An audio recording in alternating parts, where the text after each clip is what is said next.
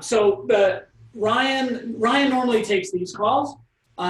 As you'll see in the presentation today, for very good reasons, I'm generally locked in behind the scenes because I bring a little bit too many of the numbers sometimes. I get in and kind of melt your face on stuff and I go deep.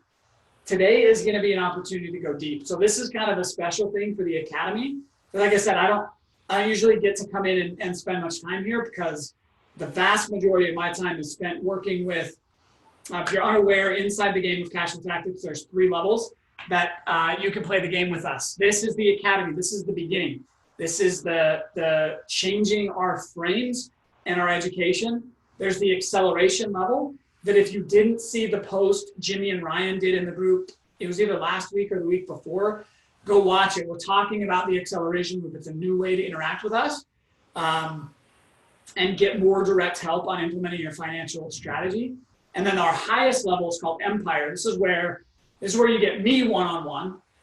You get my tax team that I've painstakingly built with the help of my personal CPA that I've used for the last 10 years. That's where his team come in and helps us out. And then Jimmy, that's where you get to interact and buy property from Jimmy in cash flow heaven, St. Louis, Missouri.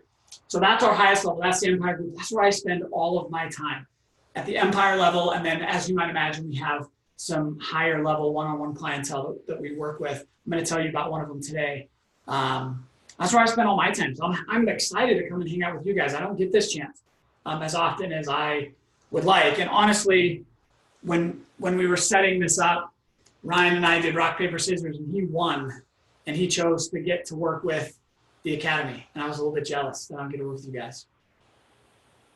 So we're going to dive in. The conversation we want to have today is going to be a very interesting one. It's going to be very, very direct. And it's going to be something that this is a conversation that is not happening outside of the walls of Cash and Tactics, anywhere in the financial industry. There are people that tease it, that talk a little bit about it, but when it comes to tactics and the how and the why, this is not going to happen anywhere else. Okay? It's going to rub some of you the wrong way, but that's awesome. That's what we're here for. Okay, we're going to challenge a lot of assumptions. Jerome, this is going to hit home for you specifically. Okay? So we've got a good friend and client who runs a coaching group for anesthesiologists. It's always a mouthful to say, but she helps them on becoming successful anesthesiologists, so how to get business. Most anesthesiologists are independent contractors. They're not employed directly by a hospital. They work for multiple. So navigating the world of insurance, navigating all that stuff, she coaches them through that. But as you might imagine, the number one question that she gets asked is, what do I do with my student loan debt, right? Student loan debt is a massive thing in that world, understandably, right? So she's a client of ours, but she'd already paid her student loan debt off by the time she was working with us. And so we never really got deep into that conversation. And they'd already been doing real estate before they worked with us. So we never got deep into that conversation. But as we started to talk about it, she brought us a couple of her clients who were in massive student loan debt and said, what should these people be doing? As we started exposing it, she says, everyone in my group needs to hear this. So I'm using you guys as guinea pigs to put this and polish this presentation so I can give it to them. And so they can start to understand a little bit of what you're doing, and hopefully they'll be able to come in and learn for themselves how to rise up and live free like you are. But what I'm going to clarify with them, and I know I'm preaching to the choir to you guys because you're already in the game, but I want to reiterate it. Before I can go into how I recommend managing and understanding student loan debt and really debt of any kind, we've got to really understand what our mission is here at Cash and Tactics. I actually had somebody very, very upset at me a couple of weeks ago who wanted to come into the game, who I said, no, you're like, I'm sorry, I can't, like, we can't bring you in. We can't work with you. And they got really frustrated and upset. And here's why. Well, here's why I told them they couldn't come into the game, but they were frustrated because I wasn't willing to help them. And this is a person who's not used to being told no. They make multiple six figures. And like I said, they're just not used to being told no. When he came in, he said this. He said, I love what you're teaching at Cash and Tactics. I love the vault. I love autopilot assets. I love the idea. He says, this is how I want it to go. And that was my first red flag. He was telling me what to do. And I was like, wait a minute. This isn't how it works here. But he said, I'm going to keep maxing out my 401k and get my company match. I'm going to max out my Roth IRA and get that tax-free growth. I'm going to keep paying off my primary residence. And then I've got this blue chip stock strategy that I really like doing. I'm going to keep doing that. And then I'm also going to do what you guys are teaching. I was like, cool, that sounds awesome. I hope that works out for you. But that's not the game that we play. That doesn't work for us. He still just couldn't understand it. So I gave him this analogy. I told him, I said, if I was a personal trainer and you came to me and said, I want to lose 30 pounds in 6 months, I'd be like, okay. And I might build you an exercise routine that you're going to work out 6 days a week. And then I'm going to build you a meal plan of what you need to eat and not eat 7 days a week. And if you'll follow that, you'll lose 30 pounds in 6 months. Now imagine coming back to me as a personal trainer saying, I love everything you're saying. I hear you on the working out 6 days a week, but I'm only going to work out 2 days a week. And then he says, I hear you on like the eating healthy thing, but I'm going to eat ice cream every day after dinner. I'll do all the rest of it except I'm going to eat my ice cream.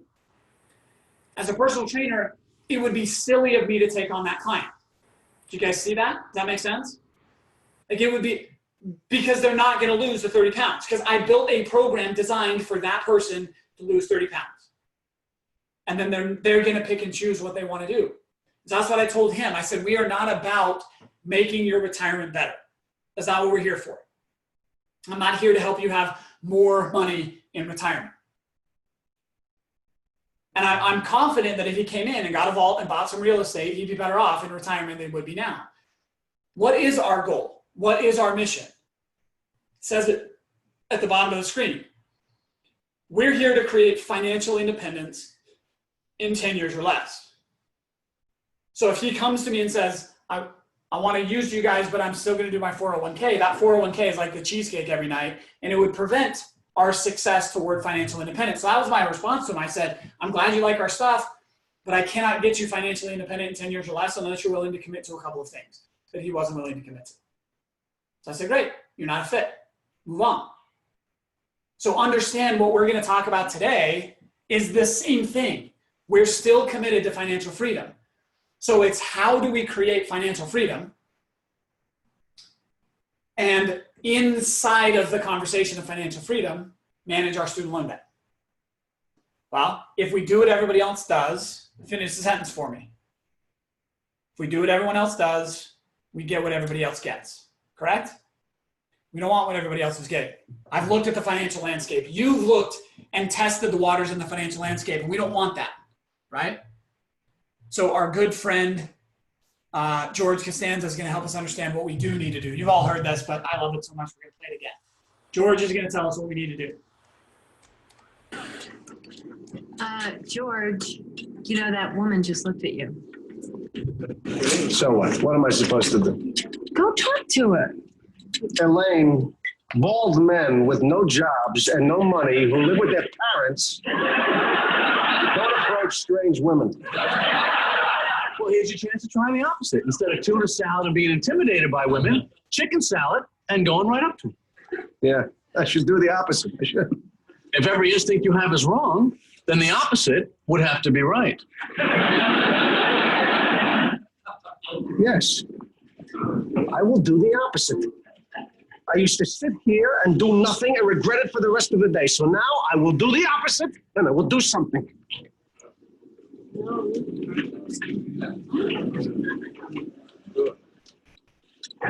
Excuse me, I couldn't help but notice that you were looking in my direction.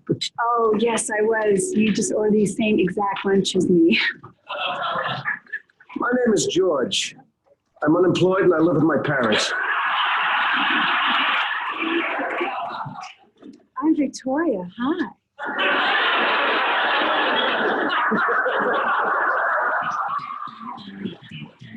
Okay. Everything you've been taught is dangerous, misleading, or outright wrong. Just like George, all of that, if it's never worked in the past, then the opposite must be true. That's what we're going to go through, okay? So it starts out, though, understanding, again, reiterating this topic of what is financial freedom. The problem with debt paydown, the problem with most people's strategies around managing debt is their goal is not financial freedom. Wait, let me rephrase that. Your goal is financial freedom, but the people teaching you about debt, that's not their goal. And they state it very clearly. You're the one that hears it and makes a leap in logic to what you actually want, which is financial freedom. You hear them say, if you take a 15-year mortgage instead of a 30-year mortgage, you'll pay less in interest. And you interpret less interest equals financial freedom. Is that true? That's what we do, but is it accurate? No, right? They're only lined up to say, if you do this, you'll pay less in interest. That is the goal, and that is the lens that everybody else analyzes and attacks debt with, is I need to pay less interest. But Jimmy was on our last call. We actually gave this presentation to our Empire group as well today, and Jimmy was on that call. And I asked Jimmy, I said, you're financially free, yes? He said, yes. I said, so that must mean you don't pay any interest anymore, right? And he just laughed. He's like, no, Brad, he estimates that he pays more in interest now than when he had his first full-time salaried position. So how much we pay in interest and our financial freedom are not correlated, and they're not linked. It is not causality. So we've got to understand, and you guys need to understand, that the lens we're going to approach this from is from the one we've always had. We're going to solve debt by maximizing this equation, cash flow exceeding expenses. And this is why it's going to be opposite. It's why it's at 3%. It's why nobody else makes sense. Okay? So I always want to reiterate that. Because guys, really, at the end of the day, time is our real asset. If you've not seen this movie, for me, it was a way cool movie. I'm not a movie buff, so I don't know if the acting was any good or anything, but the concept behind it was incredible. It was a society that did away with money, and all of their exchange was done in time. The wealthy had time, the poor didn't. Guys, that's what it's all about, right? We should remove the dollars from our decision making. That's not what we want anyway. Remove the currency. I've got all these currencies from all across the world here. Those don't matter.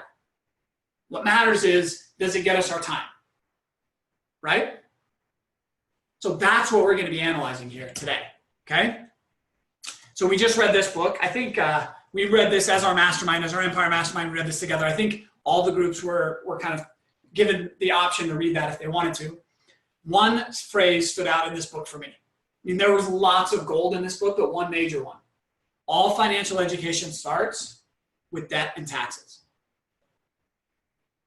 Who learned about debt and taxes in school? Oh yeah, no hands there, right? How many financial advisors have talked to them about debt and taxes?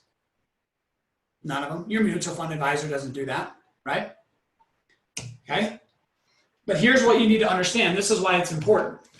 This dollar that is in my wallet is the most expensive money that I have. The most expensive money is the money that's in my wallet or the money that's in my bank account. Do you guys know why? Well, because if I saved this dollar, I had to first pay about 32 cents in federal income tax. Well, I don't. The average person does. My CPA saves me way more than that. But you have to pay about 32 cents in federal income tax, 7.5% in employment tax, 5% in state income tax, which means every dollar that is left in my wallet really cost me $1.45. And how did I get that $1.45? I had to wake up early, drive 50 miles to work, sit in traffic, right? Sit in a meeting that seemed really pointless. At lunch, sit around the water cooler and pretend I liked everybody there, right? And then drive home, hopefully not get stuck in too bad traffic, listen to a podcast about money so I stress more about my retirement, right? We do all those things. That's really why it's the most expensive, is it required all of that time. But after $1.45, it's actually worse than that though, because to save $1, I have to pay all those taxes, but the average person's mortgage is about 30% of their income, so I gotta pay 30 cents in taxes. And then if I can manage to keep my lifestyle to 25% of what I make, I really need to earn $2 for every dollar that's left in my wallet. That makes sense? And then every other strategy is saying, after doing all of this stuff, take that dollar, and try to squeeze a little bit more juice out of it to try to pay our debt off a little bit faster. Like, why are we trying to squeeze the used oranges? Like, let's get a new orange and make orange juice. This is why we got to understand debt and taxes first, okay? And here's one guy that understands taxes, yet he's held up as a villain. I don't know if you remember this debate, but Hillary was accusing Donald Trump of all but being a terrorist for not paying any income taxes. And then Donald Trump leans in and he says, well, that makes me smart. This is what the rich understand, that we don't, okay? So we first got to understand how the rich manage their capital and manage their money. I'll show you taxes as well here in just a second, okay? The poor, their money flow looks like this. They make money and it goes right out the door in expenses. They don't even have liabilities because they can't get them. They just spend all the money that they make, right? They rent their houses. They don't own vehicles, or if they do, they're very expensive or they're financed, right? This is how that, the middle class isn't much better. Their income goes to liabilities, like houses and debt and taxes. And then what's left comes out through expenses. Kiyosaki is giving you these diagrams before. This is just a review. Okay, this is in the book. But the rich, they do something different. Kiyosaki oversimplifies it by saying they have their assets make their income. And that's very true. It just skips a step or two. What the rich did is they made money and they focused on buying assets first. Then they understood debt, got debt to buy more assets for them, and those debts, or those assets, pay their expenses. Does that make sense? Jerome, this is what we preached to you 5 years ago, right? Assets, assets, assets, right? That's what we need to be doing. But if we go the same route of trying to pay all of our taxes and then take what's left and try to liquidate our liabilities, that's the path of the middle class. That's what everybody else does. There's a new way that I'm going to walk you through. We're going to take you through it in the form of a case study. This is Mike. He's in our group. Okay, he's in our empire level mastermind. This is him on graduation day. 3 beautiful little girls and a bachelor's degree. Then he went to get a postgraduate degree to become a dentist. And he ended up with 3 children. He didn't start with those 3 children in the beginning. Somehow they came along. So he got, in his time in school, he got 2 degrees and 3 kids. But also $477,000 in student loans. It's a lot. $400,000 is what he actually borrowed. The other $77,000 was actually a surprise. That was deferred interest that accrued while he was in school. Because they told him he didn't have to make payments, but he didn't understand they were still charging him interest. So $477,000 in student loans. But every time he asked an advisor, they're like, no, not a big deal. This is, student loan debt is good. You need to get your education. Okay? So then he tried, after graduation, he said, well, how am I going to pay all this stuff off? Well, he was on an income-based repayment plan, which a lot of student loan debt is. His minimum payment was $2,088 a month. Oh, I just caught a typo. The monthly interest, though, was not $2,082. It was $2,820. So making the minimum payment that he was required to pay didn't even service the interest. Now, all the advice, he went to all of his advisors to get advice about what to do about his student loans. Every single one of them said, pay them off in 10 years. So he said, well, okay, how much do I have to pay to be able to pay this off in 10 years? Well, to pay that all off, he had to pay $5,500 a month, $5,569 a month. And he got like weak in the knees a little bit, like maybe some of you guys just did here, and said, well, what about 15 years? So that was $4,300. 30 years was $3,200. Mike is committed. He's a hard worker, right? He was trained to be frugal. So he said, I don't care what it takes. I'm paying this off in 10 years. Has anyone ever read the book Animal Farm before? Kind of a weird book to ask about, but it's kind of one of those classic readings. Kind of like in the class of like that book of like 1984, those types of books. It was really, really good, but all the characters are animals, and it's kind of a a perspective into society, but one of the main characters is an ox. And every time things get worse, the ox, his solution, that animals beat, and his solution is, I'll wake up 15 minutes earlier, I'll work harder, I'll work longer. That's how we're all trained, isn't it? I'll work harder, I'll work longer. That's all Mike did. Mike said, great, 10 years it is, $5,500. The part that he didn't understand, because he hadn't been trained on taxes, was to make that 10-year payoff, he had to earn $10,125 to be left with $5,500. That means he had to earn $120,000 just to pay this debt off in 10 years. 15 years, it was $7,800. 30 years, it was $5,800. Can you guys see why it's so dang hard to get out of debt? Half his income. I mean, he came out with a really good opportunity in dentistry, making more than most will make, and he's still paying half of his income in student loans. So his ox mentality was, dentists, just like attorneys and just like accountants, are generally paid based on what they can bill, right? Billable time, teeth in the chair, working on him is how Mike got paid. So he figured he had to work a minimum of 50 hours a week to be able to make the extra $120,000 so his family would have enough to live a resemblance of the life that they had envisioned while going through school, to then pay $54,000 in taxes, to then give $66,000 to the bank in interest.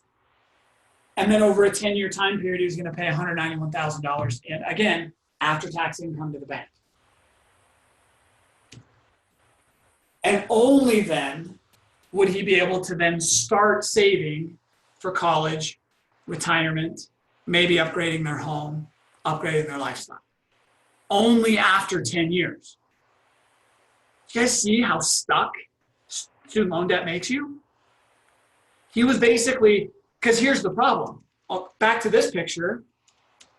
His oldest daughter in that picture, I think, is 6 or 7, which means 10 years in, and guys, it's a pipe dream if he's actually going to make it in 10 years anyway. But even if he did, his oldest daughter is now knocking on the door of needing her own college tuition.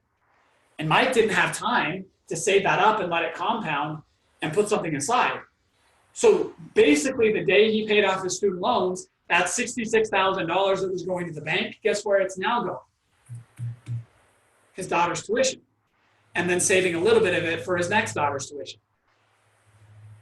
It's not going to his retirement account. So now what's not in the picture, he now has 5 kids. So he's now going to spend 10 more years paying for all of their college. And now he's so far behind the 8 ball in retirement, that 66 grand has to all go to retirement. He basically never gets to upgrade his lifestyle. We see how the old plan is this model of make money, liabilities out, and we never get anywhere. And he was totally stuck. But that's not what we're going to do. At Cash Flow Tactics, we teach how the wealthy do it, how they actually do it, right? So we're going to talk about how do we get assets and add liabilities to clear our expenses. That's what we're going to focus on. I'm going to show you this, okay? The first thing we did with Mike is the same thing we did with all of you. Set up a vault. Because at least with the vault, 2 things happen. I'm going to look at my time. How am I doing? Oh, we're doing great. At least with the vault, 2 things happen. One is the money that he's putting there is not losing to his student loan debt. He can make in his vault about what he pays in his student loan debt. So at least, because that was his big argument. He's like, I can't invest because anything I'm saving, he's like, I can't, Brad, I know you want me to buy real estate, but while I'm saving up for a down payment, I'm paying all this extra interest. Well, in the vault, we eliminate that, right? Because while we're saving, it's earning what we would be paying in it, what he would have been saving in interest, okay? The second thing, and almost just as important, is he now has the protection element on his family. And I haven't confirmed this with him. I will. If I'm wrong, I'll update it. But I believe that his student loan debt would be assumed by his wife if he were to pass away early. So guys, remember, like, look at the risk he's putting his family in. He's got $500,000 of student loan debt. He's aggressively trying to pay that down over 10 years. Even if he's successful, he's got nothing left for his kids to go to college. So he has to work so they can go to college. And then he's got nothing left for him and his wife for retirement. So he's got to work for that. If he died anywhere in the middle of that, everything else collapses. But at least with the vault, what comes along for the ride with the ability to control our capital and out earn our debt and all of those pieces, he at least has protection in the meantime. Right? So that was step one. Then we added to that the bank and his W-2. Now you might be scratching your head like, what the heck does the W-2 have to do with any of this? Okay? I'm going to have Warren Buffett explain, but we're going to use that to buy real estate. Okay? So Warren Buffett's going to explain to us why that W-2 is so important. Okay? So this is one of my very favorite videos that I've ever found. Like, I think he slipped. I don't think he meant to say this, but it slipped out. So listen what Warren Buffett has to say about why debt, not just understanding how much we have to earn before we can pay it, how debt's going to fix this. What about now? People can get a mortgage for 3.5%, 4%. Oh, if you get a 30-year mortgage, it's the best instrument in the world, because if you're wrong. Did you hear that? What did he call a 30-year mortgage? The best financial instrument in the world. Now listen to why. And rates go to 2%, which I don't think they will, but you pay it off. I mean, it's a one-way renegotiation. I mean, it is an incredibly attractive instrument for the homeowner. And you've got a one-way bet. Berkshire can't do that. We cannot issue a 30-year bond and have it so we can call it off tomorrow at par. No way. And yet you as an individual can do it. It's a great instrument. Okay, you have access to a financial tool that Berkshire Hathaway and Warren Buffett does not have. Do you guys understand that? We've got to start shifting and changing our mentality around debt, especially 30-year fixed mortgages. We laugh and we joke about this, but it is all in seriousness as well. The closest thing you're ever going to get to a welfare payment, because you make too much money to get welfare payment. It seems like on the extremes, the government pays you. If you don't have any money, the government pays you. If you have a whole bunch of money, the government pays you. It's everybody in the middle that's not getting anything. The closest thing to you ever getting a welfare payment is a 30-year mortgage, because the government backs these. Okay? So that's why we're going to take our W-2, get our middle-class welfare payment check from the bank, and go buy real estate. And we're going to understand that debt is a tool. Debt is a leverage point. Okay? Archimedes, I believe it was, said, this is what's depicted in this picture. Give me a lever long enough and a place to stand, and I can move the world. That's what we're going to do with a 30-year mortgage. So here we go. Here's how it looks. Down payment and closing cost on your average turnkey rental property is $25,000. Okay? Then we take that $25,000 with our W-2, we go to a bank and they give us $80,000 as a mortgage. Does everybody understand that? Does that make sense? Okay? $100,000 house, 25 in a down payment plus closing costs, 80 grand in a mortgage. Should cash flow around $350 a month. Okay? But in order to earn that, in order to keep, remember, the money in our wallet's the most expensive money there is. In order to keep that 25 grand, he had to earn $45,000. But let's look at the 80,000 for a second. Did he have to go to work to earn the 80,000? He didn't. Did he have to pay taxes on the 80,000? No, he didn't. This is one of the real reasons why debt is so powerful. For Mike to come up with $105,000, he would have had to go to work for $181 and make $181,000. But now he only has to make 45 grand, save 25 and put a down payment and still control the entire asset. Is this making sense? Is this like getting anyone excited? Do you guys see how we can, people laugh at us when we say you can be financially independent in 10 years. You cannot do it without understanding debt and taxes. because you're going to try to go the route of making $181,000 before you pull the trigger instead of understanding that we could do it and only make 45. This is why you can be financially free in 10 years or less, regardless of your age, income, or experience, because we don't have to go make 180 grand. Okay. So for Mike, that $66,000 that he was going to send to the bank in 1 year, that can buy him 2.7 houses. And that gives him the ability to borrow $213,000 from the bank at that same multiplier. That gives Mike financial control over assets that on a pre-tax basis are worth $510,000. Is that insanity? So cool. All without doing anything differently, just understanding debt and taxes. He's now wielding $500,000 instead of the 121 that he was doing before. Okay? And his plan was very simple. Fund his vault, take the vault to the bank and his W-2 and buy 6 houses. And I didn't put this into the slide. 6 times 350, that's $2,100. Does anybody remember what his minimum payment was on his debt? $2,088 a month, right? Now, will he get $2,100 every single month? Will there be months with a vacancy? Sure. But even if he got that 10 months out of the year, isn't he in a way better spot? Okay, now this is where I would normally say Mike is now debt-free. That's not technically accurate because he still owes the student loan debt, does he not? And now he has 6 mortgages. He has another $500,000 in liabilities outstanding. We doubled his debt. But I want to ask you this question. What do you lose sleep at night over more? The balance that you owe on your student loans or the payment that you have to make next month? What keeps you up at night? Now, most people aren't able to distinguish. They're like, well, it's all the same thing. Well, it's really not, because think about it this way. I argue it's the payment. Because Mike, if he stayed in that plan for 5 years and paid his debt down, let's say that 477, let's say he pays it down to 300,000. Is his stress level any different in year 5 than it was in year 1?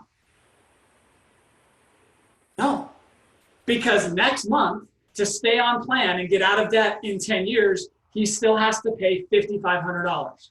Next year, he still has to make $121,000 and pay $55,000 in tax. Does that make sense? It's the payment that causes the stress. And now what we've effectively done by following the path of the rich up here, I'll go back to the drawing here. By buying assets and adding liabilities through it, we can take care of our expenses. And Mike accomplished this spring. He bought his 6th house and his student loan debt in just under 3 years of actively, he funded a vault for a little while before that, before I could get him convinced to jump into the game of real estate. But in 3 years of acquiring his autopilot assets, his student loan debt is now fully paid for by his tenants. And 2 massive things happen. One is he breaks a cycle. He breaks the cycle of him staying in debt until his kids go to college and then his kids going into debt. Because now he's got 7 years that he can buy more rental property that can do what? Pay for his kids' college if he wants it to. And then after that asset is done paying for his kids' college, unlike a 529 plan that is fully exhausted, those houses that just paid for his kids' college can now pay for his retirement.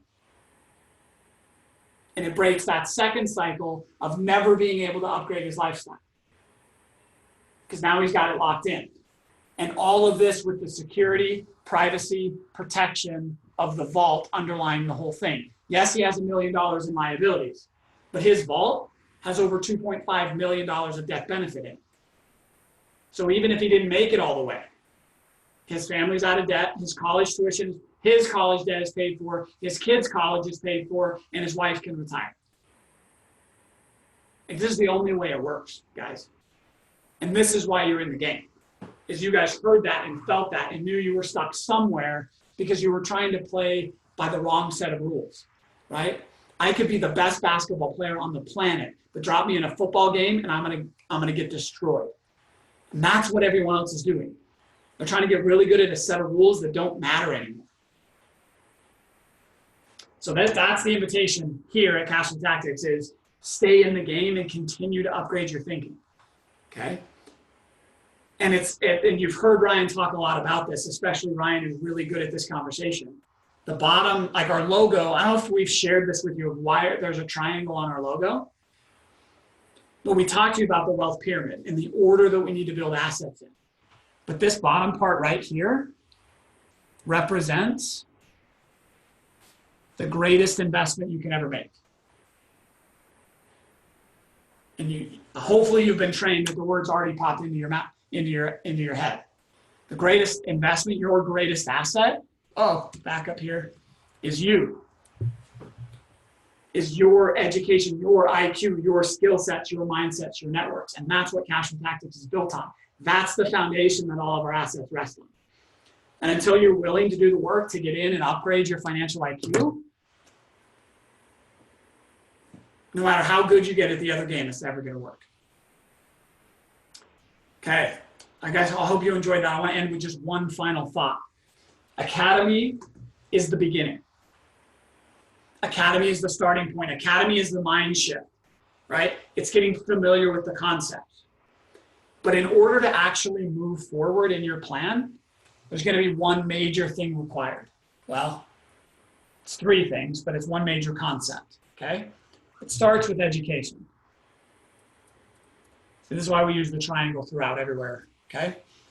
But in order to get the result, we preach this over and over and over, is if you try to do it on your own, it's not going to work. That is old way of thinking as well. Everybody else says if you want something done right, do it yourself. I say if you want something done right, find the person who knows how to do it better than I do. Right? This is another form of leverage. Leverage is not just financial, but it's also experience.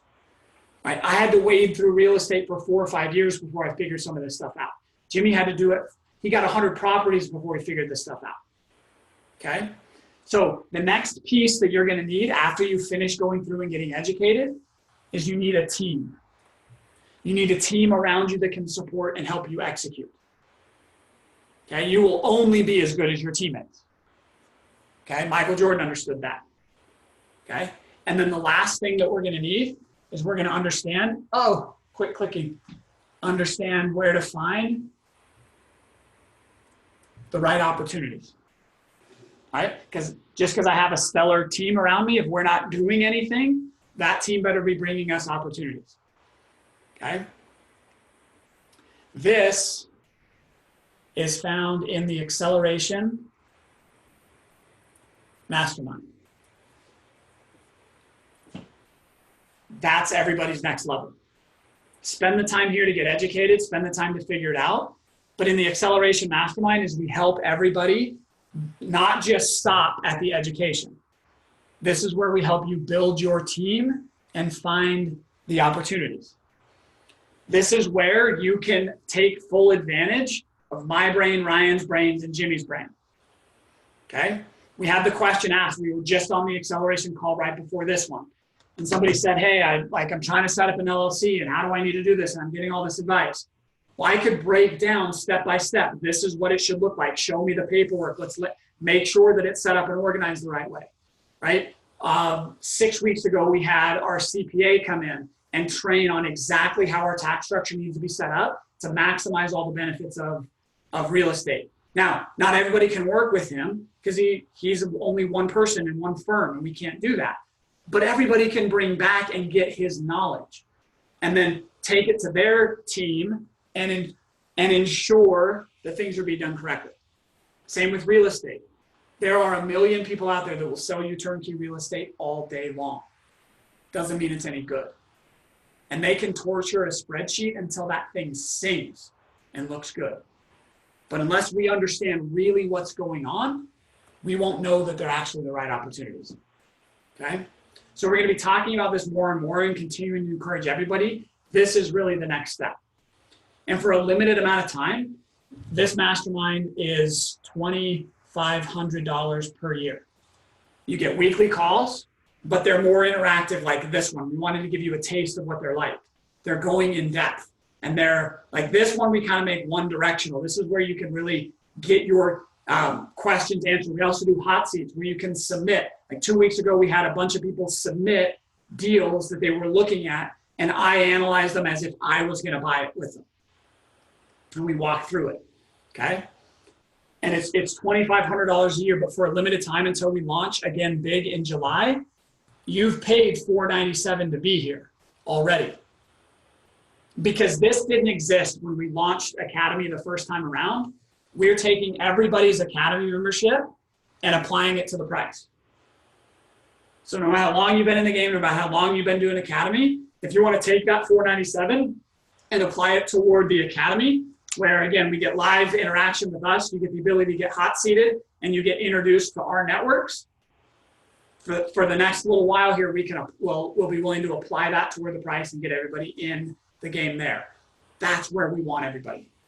We want to get the message out through Academy, but we want people getting results inside of Acceleration. So if you're ready to upgrade your network, one of my favorite sayings is, show me your network and I'll show you your net worth. I've changed it though. It doesn't rhyme and sound as cool, but I'll show you your cash flow, right? Is really what it should say. But if you're ready to upgrade your network and join Acceleration, we'd love to have you. If you're watching the replay, you can comment, or I'll drop the link. Actually, I don't have the link here, so it'll be in Facebook to be able to go in there and apply. You'll get, like I said, you'll get the weekly calls, you'll get our network and our analysis, and then you'll also get a further in-depth game plan with our tactical wealth strategists, where they'll spend 2 or 3 meetings with you, really breaking down the next level of whatever you got from Ryan the first time around.